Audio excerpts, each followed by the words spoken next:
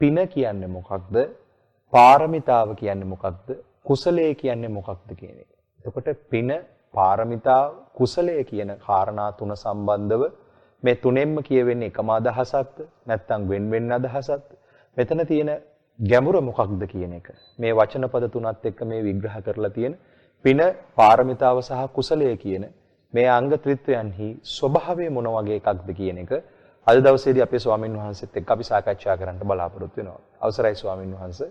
මම ඔබ වහන්සේගෙන් මේ ප්‍රශ්නේ නැවත වතාවක් ඉදිරිපත් කරන්න කැමතියි. මේ පින සහ පාරමිතාව සහ කුසලය අතර වෙනස මොකක්ද? මේ ධර්ම මාර්ගයේ වඩා ගන්න කෙනෙක්ට මේ තුනෙහි පිළිබඳ ලබාගත යුතු අවබෝධයට, ඒ ලබාගත යුතු අවබෝධයට අපි කොහොමද යන්නේ? ඒ කාරණාවන් අපි කොහොමද විග්‍රහ කරගන්නේ? හොඳයි. තෙරුවන් සරණයි සියලු දෙනාටම. මේ කාරණේ අපිට විවිධ පැතිකඩයන් ඔස්සේ මේක සාකච්ඡා කරන්න පුළුවන්. අපි දැන් හුඟක් වෙලාවට මේ පින කියලා අපි දකින තැන ලොකු පටලවා ගැනීමක් තියෙනවා.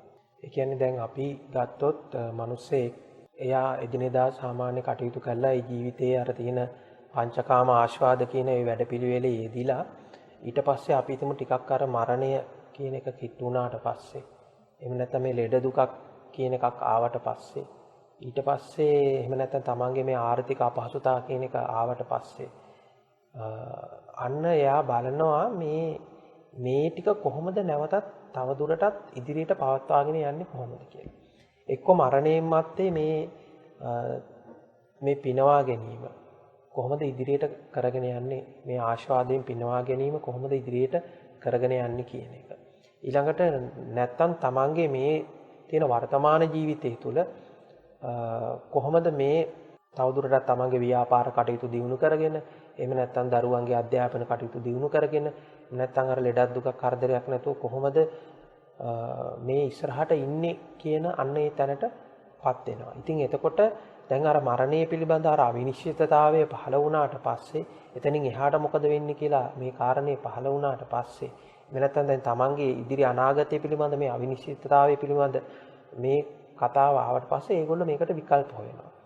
කෙනෙක් කරන්න වැඩේ තමයි සමහරට තමන් ව්‍යාපාරයක් කරලා හරි නැත්නම් පුළුවන් තරම් වෙනත් විදිහකට මහන්සියලා හරි මේ දේවල් ටික ලබා ගන්න උත්සාහ කරනවා. හැබැයි දැන් අපි දන්නවා මේ ජීවිතේ හිම වසඟේ පවත්වන්න පුළුවන් දේවල් නැති බව.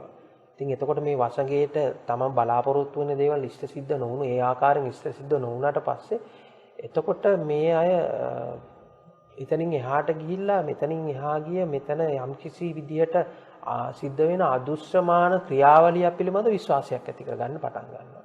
එතකොට අදුෂ්‍යමාන ක්‍රියාවලියක් කරා මේ විශ්වාසය ඇති කරගත්තට පස්සේ ඊට පස්සේ මොකද කරන්නේ? මේ සියල්ල ලැබෙන්නේ මේ යම්කිසි කරන වැඩපිළිවෙලක ප්‍රතිඵලයක් විදිහට අන්න දකින්න පටන් ගන්නවා. ඉතින් මෙන්න මේ තැනටපත් වුණාන් පස්සේ අන්න අර Tamanට මරණයෙන් මත්තේ එක්ක දිව්‍ය ලෝක සැප සම්පත් බලාපොරොත්තු වෙන. නැත්නම් ඕක අනිත් පැත්තට ඕක වෙන්න පුළුවන් බයක් ඇති වෙන්න පුළුවන්. ඒ කියන්නේ දැන් අපි මරණයෙන් මත්තේ අපි සතර අපාගත වෙයි කියන බය ඇති වෙන්න පුළුවන්. එතකොට සතර අපායෙන් නිදහස් වීම පිණිස. එහෙම නැත්නම් අර දිව්‍ය ලෝකෙ ගිහිල්ලා අපි හිතමු මේ තවුසිතා දිව්‍ය ලෝකේ පරිනිම්මිත වසවර්තිය මේ ගිහිල්ලා අර කිසිම කරදරයක් නැතුව මේ ආශාද වැඩ පිළිලේ එදී සිටින්න. එහෙම නැත්නම් තමන්ගේ අර මේ ජීවිතය තුළදී හරි අනාගතයේදී තමන්ගේ මිල මුදල් හොඳට ලැබෙන්න, ලෙඩ දුකක් කරදරයක් නැති වෙලා ඉන්න. මෙන්න මේ සියලු දේවල් වෙනුවෙන් මේ සියල්ල බලාපොරොත්තුෙන් තමයි ඇත්තටම මේ පින කියන එක බොහෝ දෙනා සලකන්නේ. මේක තමයි පින කියලා. එතකොට දැන් ඔබ ඇයි මේ දානයක් දෙන්නේ කියලා අහුවොත් බොහෝ වෙලාවට ඒ දානය දීමේ යටි අරමුණ වෙන්නේ අර කී විදිහට එක්කෝ අපායේ නිදහස් වෙන්න. එහෙම නැත්නම් දිව්‍ය ලෝකේ සැප සම්පත් විඳ ගන්න. එහෙමත්ම නැත්නම් මේ ජීවිතේ තමන්ගේ ව්‍යාපාරික කටයුතු සාර්ථක කරගන්න, එහෙම නැත්නම් රැකී ආරක්ෂා කටයුතු සාර්ථක කරගන්න, අර කියන විදිහට ගෙවල් දොරවල් වලට ශ්‍රියාකාන්තාව වෙන්න, එහෙම නැත්නම් දරුවන්ගේ අධ්‍යාපන කටයුතු සාර්ථක වෙන්න, මෙන්න මෙහෙම වැඩපිළිවෙලක තමයි මේ කාරණේ තියෙන්නේ. ඉතින් ඔය අතරේ අර ඉඩක් ලැබුණොත් නිවනුත් පොඩ්ඩක් ලැබෙන්න වගේ එකකුත් තියෙනවා ඔය අතරේ.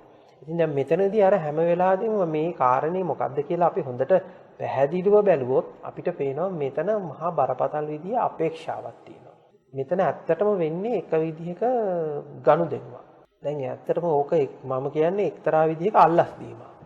දැන් අපි අල්ලස් දෙන්නේ කෙනෙකුට නැවත යමක් ලබා ගැනීමේ බලාපොරොත්තුවෙන්. ඊට වඩා ලොකු දෙයක් ලබා ගැනීමේ බලාපොරොත්තුවෙන් සුළුවෙන් යමක් දෙනවා.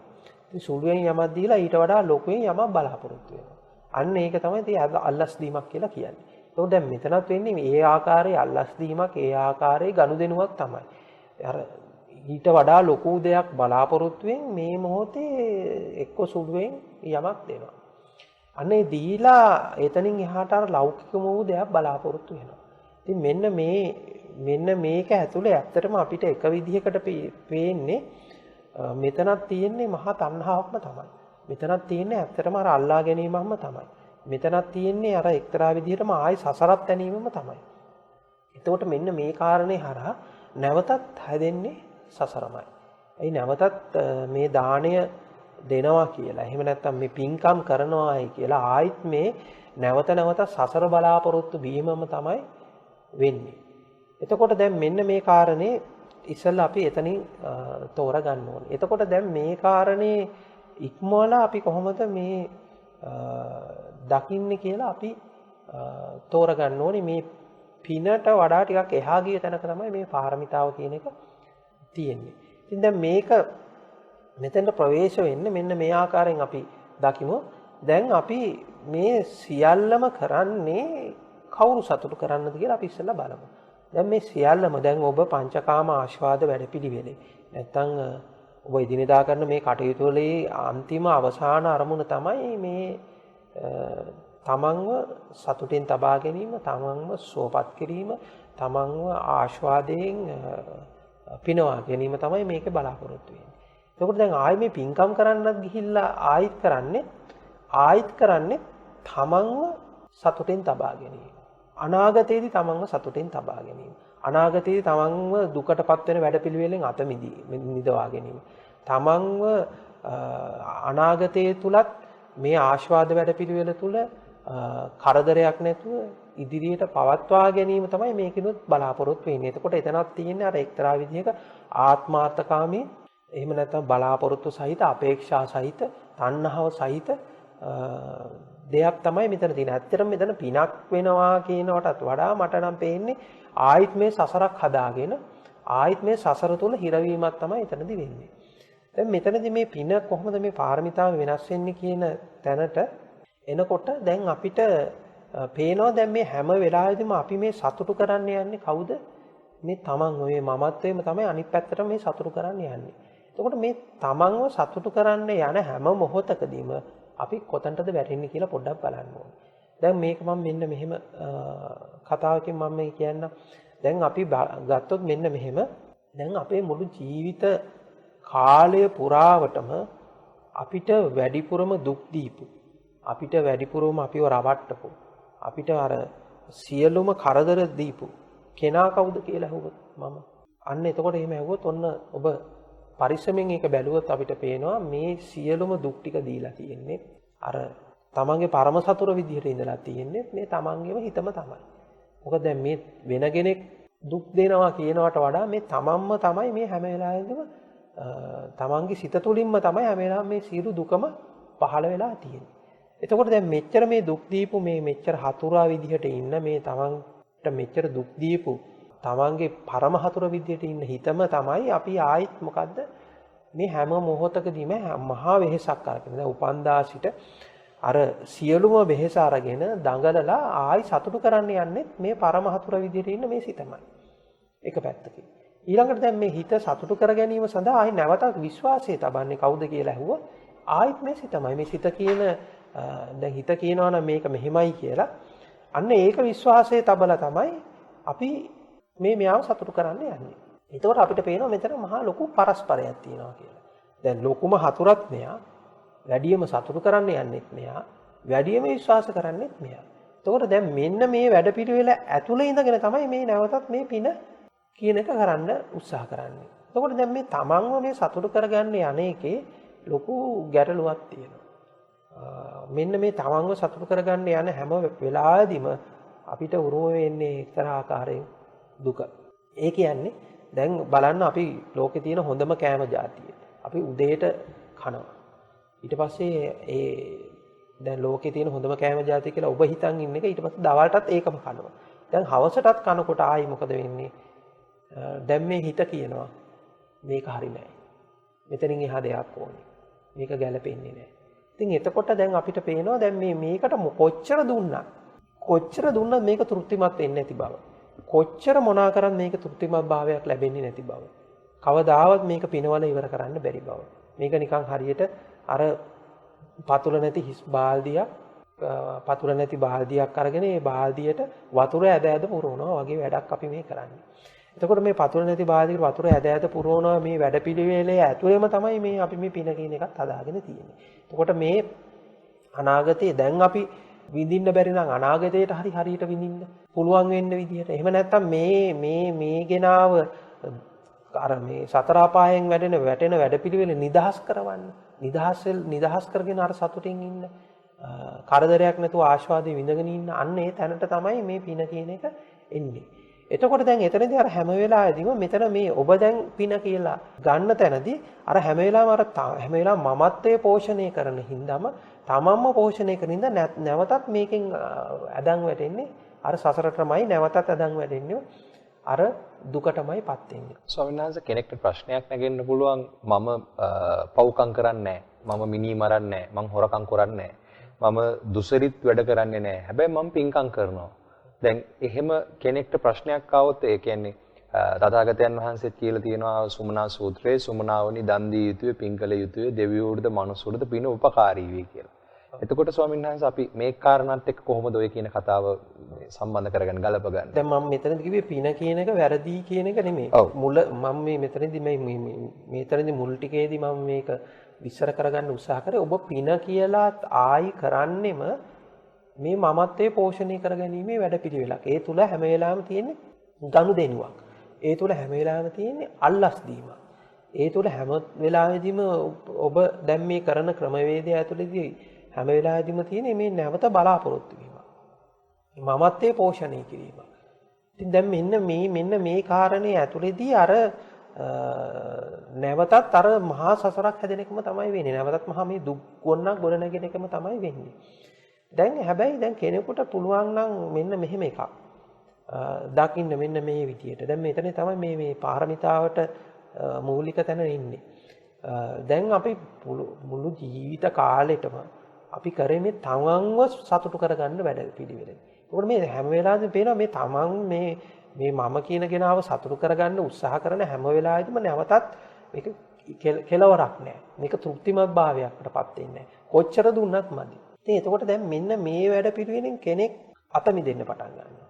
කෙනෙක් දකින්න පටන් ගන්නවා දැන් මේ මම මෙහෙම දුක් විඳිනවා වගේම මේ වටේ ඉන්න මිනිස්සුත් මේ මහා දුකකටපත් වෙලා ඉන්නවා.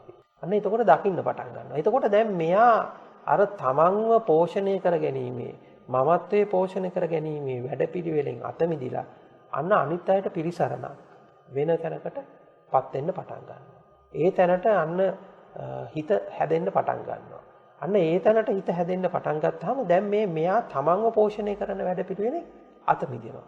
එතකොට දැන් බලනවා ඉස්සලා මූලික වශයෙන් මේ වටේ ඉන්න මිනිස්සුන්ට තියෙන මූලික අපි ඉස්සලාම අපි භෞතිකම වශයෙන් පේනෙන විදිහට තියෙන අවශ්‍යතා ටික. එහෙම නැත්නම් කෑම බීමද, ගෙවල් දොරවල්ද, එහෙම නැත්නම් වෙනත් බඩු භාණ්ඩ හරි. අන්න අපි මේ පැත්තෙන් ඉස්සලාම මෙන්න මේ වටේ ඉන්නට මේ උදව් ටික දෙන්න පටන් ගන්නවා. එතකොට දැන් මෙතනදී අර මමත්වයේ පෝෂණය නොකරන නිසා මෙතන තියෙන්නේ අර අනිත් අයගේ සතුට වෙනුවෙන් ඒ අයගේ වෙනුවෙන් කැප වෙලා මෙතන වැඩ කරන හින්දා අතන අර මමත්වයේ හින්දා අර දැඩිභාවයේ හින්දා අර අල්ලගෙන හිටපු අර මහා තණ්හාව අඩු වෙන හින්දා මේ මමත්වයේ පෝෂණය කරන වැඩපිළිවෙලින් අයින් වෙන හින්දා අන්න යාට සහනයක් එක්තරා මට්ටමක සහනයක් දැනෙන්න සැලසෙනවා. මොකද දැන් මෙතන තියෙන්නේ හැම වෙලාවෙම මේ පැත්තට ලබා ගැනීමේ බලාපොරොත්තුව නෙමෙයි. අනිත් පැත්තට දෙන්නේ කොහොමද කියන එක. හැබැයි දැන් එතන බලාපොරොත්තුවක් තියෙනවා යම් කිසි විදිහක. ඇයි එතකොට අර දෙන බලාපොරොත්තුව තියෙනවා. මේක නරක එකක් නෙමෙයි. ඔව් මූලික මට්ටමෙන් ඒක නරක එකක් නෙමෙයි. එතකොට දැන් මූලික මට්ටමින් එතනිනුත් ගිහිල්ලා දැන් මේ අනිත් අයව අනිත් පුද්ගලයන්ට මේ විදිහට මෙහෙම දීගෙන යනකොට එතනින් එහාට යනකොට මෙයාට පේන්න පටන් ගන්නවා දැන් මේ මිනිස්සුන්ට කොයිතරම් භෞතික දේවල් දුන්නත් වැඩක් වෙන්නේ නැහැ. දැන් මේ අපි හිතමු දැන් මිනිස්සෙකුට ලක්ෂ ගණන් සල්ලි දුන්නා මේ මිනිස්සයා මේ කාලා බීලා එහෙම නැත්නම් මත්පැන් පානය කළා සූදු කෙරලා ආයිත් මේක වැටෙන්නේ ආපහු පරණ තැනටමයි වැටෙන්නේ. දැන් ඊට පස්සේ එයා බලනවා දැන් මේ ලෞකික වශයෙන් මෙතනින් එහා ගිය දෙයක් දෙන්න ඕනේ කියලා. දැන් අපි මේ කතා කරන තාම මේ ලෞකික මට්ටමක් ගැන. එතකොට දැන් බලන්න බඩු මුට්ටු දීලා විතරක් මදි මේ අයට යම් කිසි ආකාරයක ප්‍රඥාවක් දෙන්න ඕනේ. ඥානයක් දෙන්න ඕනේ. ඒ කියන්නේ යම් කිසි ආකාරයක තමන්ක අර අපි කියන ලෞකික ඥාන කොහොමද මේ ලෝකේ ජීවත් වෙන්නේ කොහොමද අනිත් අයට කරදරයක් නැතුව ඉන්න කොහොමද තමන්ගේ තියෙන ව්‍යාපාරික කටයුතු හරිය තමන්ට ලැබෙන මුදල් කොහොමද හරියට පරිහරණය කරන්නේ සමාජයට කරදරයක් නොවි ජීවත් වෙන්නේ කොහොමද මෙන්න මේ විදිහට මූලික වශයෙන් එන්නා වූ ලෞකික ඥානයක් අන්න ලබා දෙන්න ඕනි කියන තැනට එනවා. දැන් මෙතනදී වෙන දේ තමයි දැන් අර මෙතනදී අර මේ අපේ හිත දැන් සකස් වෙනවා. දැන් ඉස්සලාම හිත සකස් වෙනවා මේ තමන්ව පෝෂණය කරන මමත්ව වැඩ පිළිවෙලින් ඒක තැනකින් නිදහස් වුණා. ඊළඟට දැන් අනිත් අයට දැන් මේ ලෞකික ඥානය දෙනවා කියන්නේ ආයි අනිත් පැත්තට තමන් තුළටත් ආයි මොකද්ද ගලාගෙන එන්නේ? ලෞකික ඥානෙ ගලාගෙන එනවා. දැන් අනිත් අයට ඊට පස්සේ මඟ පෙන්වීමක් කරනවා.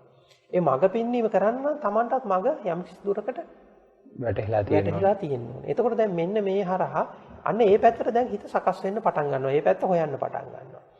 දැන් මේ පැත්තත් මෙහෙම හොයාගෙන යනකොට ඊට පස්සේ දකිනවා දැන් මේ කොයිතරම් මේ ලෞකික ඥාන වැඩුණත් ආයිත් අදන් වැටෙන්නේ එකම තැන තමයි. කොහොම කරත් දැන් මේ මිනිස්සු දුක් විඳින එකෙන් කොහොමටත් කෙලවරක් නැහැ කියලා. ඊට පස්සේ එයා බලනවා එතනින් එහාට ගිහිල්ලා බලනකොට එයාට පේනවා දැන් මේ මෙතන මේ පිරිසක් ඉන්නවා බොහොම සීමිත පිරිසක්. දැන් මෙතනිනුත් එහා ගිහින් අමිෂ විමුක්ති මාර්ගයක් හොයාගෙන යනවා කියලා. මේ විමුක්ති මාර්ගයක ගමන් කරනවා කියලා. දැන් එතනින් මේකෙන් නිදහස් වීමක් හොයනවා කියලා. එතකොට මේ සමස්ත වැඩපිළිවෙලෙන් නිදහස් වීමක් හොයනවා කියලා දකිනවා. එතකොට දැන් එයාට අර ඇති වෙනවා විශ්වාසයක් දැන් මේක දැන් පුළුවන් තරම් දැන් මේක ලෞකික විදිහට මේ කරන්න පුළුවන් උපරිම විදිහට දැන් මේක උත්සාහ කරා. තමනුත් විඳලා බැලුවා හරි ගියේ නෑ. අනිත් අයටත් පුළුවන් තරම් ඊට පස්සේ තමන් විදින එක අතහැරලා දාලා අනිත් අය වෙනුවෙන් කරන්න පුළුවන් දේවල් උපරිමයටම කරා. එහෙම බැලුවත් පේනවා මේ මිනිස්සුන්ට මේක නිදහසක් නැති බව. අන්න එතකොට ඔන්න එතනින් එහාට ගියාට පස්සේ දැන් මේ විමුක්ති මාර්ගයක් එකක් තියෙනවා කියලා මෙහෙම දැනගත්තට පස්සේ ඊට පස්සේ යා මොකද කරන්නේ? දැන් මේ විමුක්ති මාර්ගයට යන අයට ඉස්ලාම උදව් කරන්න පටන් ගන්නවා. දැන් Tamanට තාම ඒකට හිත හැදිලා නැහැ. හැබැයි දැන් මෙහෙම යන පිරිසක් ඉන්නවා. එතකොට යන පිරිසට අන්න උදව් පදා කරන්න පටන් ගන්නවා. මොන ඉස්සලා බඩු මිට්ටු විදියට හරි වෙනත් විදිහට හරි සමහර විට දැන් එහෙම යන තැනක මොන හරි අඩුපාඩුවක් තියෙනවා නම් ඒක සකස් කරලා දෙනවා. එහෙම යන අයට දාණය දෙන්න ඕන නම් ඒ විදිහට සකස් කරලා දෙනවා. එහෙම නැත්නම් ඊතන මොන හරි පිරිසුදු කරන්න ඕන නම් එහෙම සකස් කරලා දෙනවා. එතකොට දැන් මෙන්න මේ විදිහට ඒ වැඩ පිළිවෙලට මෙහෙම එකතු වෙනවා. සමහරවිට ඒක ආවාසයක් නිර්මාණය කරලා දීලා වෙන්න පුළුවන්, චීවර පූජාවකින් වෙන්න පුළුවන්. එනම් මොහාකාරී වෙන මොකක් හරි ක්‍රමවේදයකින් දැන් මේකටත් එක්ක එකතු වෙනවා. එක්ක දැන් Taman සමහරට දැන් භාවනා කරන්න නැති වෙන්න පුළුවන්. හැබැයි භාවනා කරන අයට උදව් කරනවා. පෙන් පහසුව සලසලා දෙනවා. විවිධ කාලා දෙනවා. ඒක වෙන වටේ තියෙන ඒ පරිසරය සකස් කරලා දෙනවා. ඔන්න ඔය විදිහට යනවා. එතකොට දැන් මෙතනදී දැන් එයාට දැන් විශ්වාසය දැන් ඇති වෙලා තියෙන දැන් මෙහෙම විමුක්ති මාර්ගයක් තියෙනවා කියලා. එතකොට දැන් මෙන්න මේ විදිහට දැන් මුලින් අනිත් අයට උදව් කරනවා මේ මාර්ගේ යන්න. මේ මාර්ගය යන්න අනිත් අයට උදව් කරනවා. දැන් මෙහෙම යනකොට එයා නොදැනුවත්වම දැන් අර කල්යාණ මිත්‍රයන් ඇසුරට වැටිලා ඉවරයි. එතකොට දැන් මේ වැඩපිළිවෙල ඇතුලේ දැන් එයා දැන් මේ ටික කටයුතු කරද්දී යද්දී එයාත් එක්ක කතා කරනකොට එයාත් එක්ක සංවාද දෙනකොට දැන් ටික මේ පැත්තට දැන් මේකේ නිදහස් වීම මාර්ගයට විශ්වාසය ඇති වෙලා ඉවරයි. දැන් ඊට පස්සේ දැන් ක්‍රමක්‍රමයෙන් දැන් මේ පාරමිතාව දැන් ක්‍රමක්‍රමයෙන් අන්න කුසලයක් බවට හැරෙන්න පටන් ගන්නවා. දැන් මෙතන අර මේ පාරමිතාව කියන එක දැන් අර අපිට පේනවා හුඟක් තැන්වලදී මේ ජාතක කතා විදිහට ඇවිල්ලා තියෙන හුඟක් වෙලාවට ඔය පාරමිතා කතා. දැන් අපිට පේනවා දැන් එක තැනකදී අර කලින් බෝසත් කතාවක් තියෙනවා. මේ හාවෙක් වෙලා ඉපදිලා හිටියා.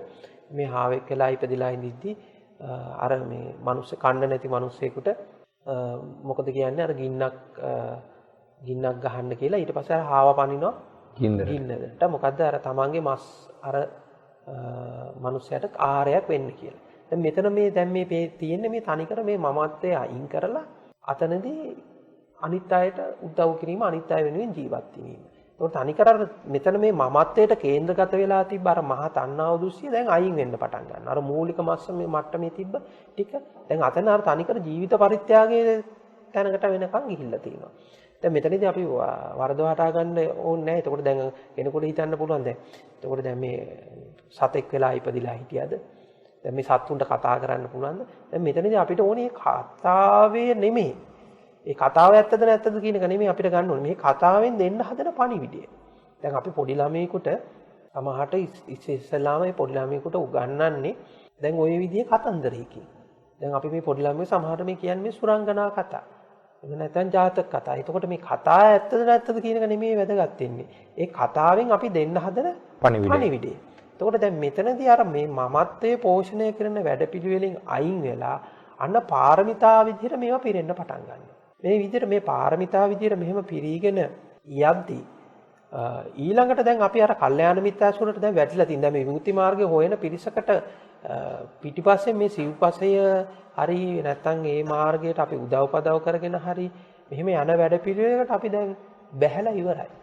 දැන් මෙහෙම බැහැලා ඉවර වුණාට පස්සේ දැන් අපි නොදැනුවත්වම දැන් මේ ගැන මේ දැන් අපි සංවාදයක් අපේ හිත තුල ගොඩ නැගෙන්න පටන් ගන්න ඉවරයි. ඉතින් දැන් මේ විදිහට මෙහෙම සංවාදයක් ගොඩ නැගුණාට පස්සේ අන්න දැන් අපි දැන් ක්‍රමයෙන් මේකේ දැන් හොයන්න පටන් ගන්නවා දැන් මෙතනදී. දැන් එතකොට මේ සිත වැඩ කරන ආකාරයේ ලෝකය මොකක්ද කියලා අන්න එහෙම වැඩ කරගෙන යන් අපි යම්කිසි මෙන්න මේකේ ධර්මතා ටිකක් අවබෝධ කරගන්න පටන් ගන්නවා. මෙන්න මේ ධර්මතා ටිකක් අවබෝධ වෙලා ඒ ධර්මතා ටිකක් අර මේ සිත වැඩ කරන විදිය මොකද්ද මේ ලෝකය කියන්නේ කියලා අන්නේ ධර්මතා ටිකක් අන්න අවබෝධ වෙන කොට තමයි කුසලය කියන එක පිළිටන්න පටන් ගන්න. එතකොට ඇත්තටම කියනවා නම් මේ සමස්තයේ තියෙන යථා ස්වභාවය අවබෝධ වීම. මේ සමස්තයේ තියෙන යථා ස්වභාවය අවබෝධ වීමට අපි කියනවා කුසලය කියලා. ඒ අවබෝධයේ පූර්ණභාවයටපත් වීම තමයි කියනවා අපි කුසලය කියලා. එතකොට දැන් අරක පින උපකාරය වුණා තමයි. හැබැයි පින ඊට පස්සේ පාරමිතාවක් බවට පත් වෙලා එතනින් එහාට ගිහිල්ලා ඒක කුසලයක් බවට හරව ගන්න